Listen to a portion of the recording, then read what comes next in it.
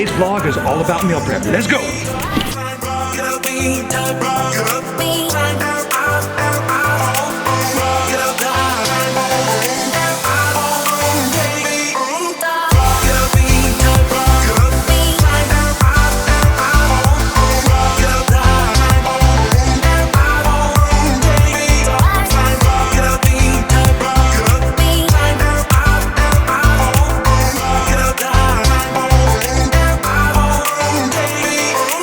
Hey everybody, it's Trip with Pack Health again, sporting a fresh cut. I know, I'm gorgeous.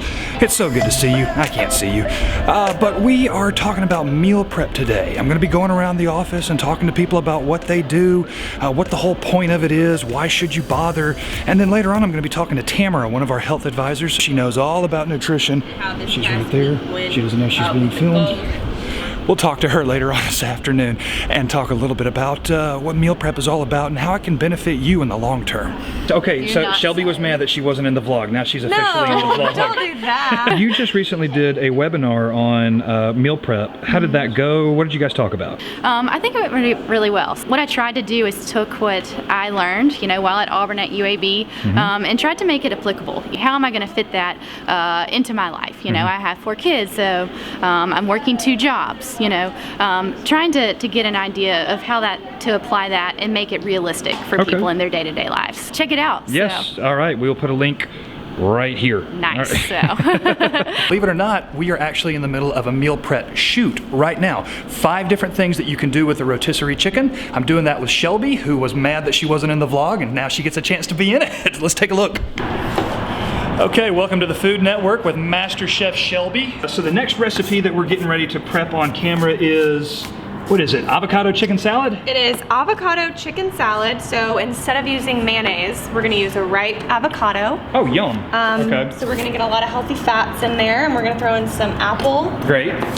For some crisp. So we get the creaminess of mayonnaise without all the extra fats and oils. Yes. Jake, do you meal prep? I do actually. I try to get in on about Sunday night.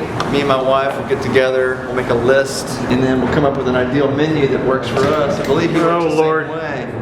What would Abbott be without his Costello? Matt, you're talking about what would Martin be without his Lewis? Walker, ladies and gentlemen, Walker Cole. Yeah. Do you have a go-to meal prep? For me, it's just chicken and vegetables. A big batch of quinoa and vegetables. I like to put in some beans and corn, and they are bruising avocados. Avocado down! No! I can't even keep Threw my avocado. I need that for talking. Y'all are okay. Just destroy.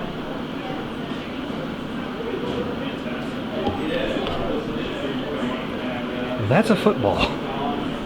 Larry. Oh, I'm sorry. I thought you knew I was coming. I'm just throwing the football.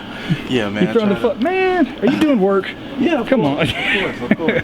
Okay, guys. So I'm sitting here with Tamara, and so we're going to talk about the advantages of meal prep. What's the point? What does it matter? So I think a lot of times when you hear meal prep, you get really scared. It's like, oh my gosh, I'm so busy. Yeah. I don't have time. Right. What can I do? The initial startup point can be a little time consuming because you're kind of working out all the kinks and the bugs. But when you know that you have something prepared at home, you can make it home, and when you get there, it only takes about 5 to 10 minutes just to get prepared, you're good to go. How do you make time to meal prep? How can somebody fit that into their busy schedule? Really take time this week to figure out what would you consider your less busy day, your least busy day out the week, and really see, can I set aside 15 to 20 minutes just to get started? The next thing you have to figure out, okay, what day is the best opportunity for me to go shopping? Block off about an hour. What is the atmosphere of your neighborhood or your local grocery store? When's the peak time of grocery shopping? We usually try to do Sunday meal prep, and for me, I have to make sure that I'm going to shop either well before or well after the church crowd gets out. That's because everybody goes grocery shopping in my neck of the woods right after church. When you create your list, stick to it. Because when you deviate from that, that's when you find yourself placing a lot of things in those grocery carts that wasn't supposed to be there in the first place.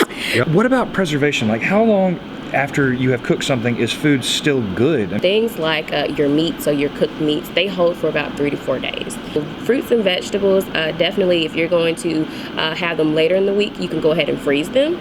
They hold pretty well. For things like pastas or rice and things of that nature, that can actually hold for about 4 to 5 days, and you can store the rest of it in very properly controlled Tupperware or glassware, and store it in your refrigerator or your freezer, depending on when you're going to prepare it. Okay. Meal prep takes practice.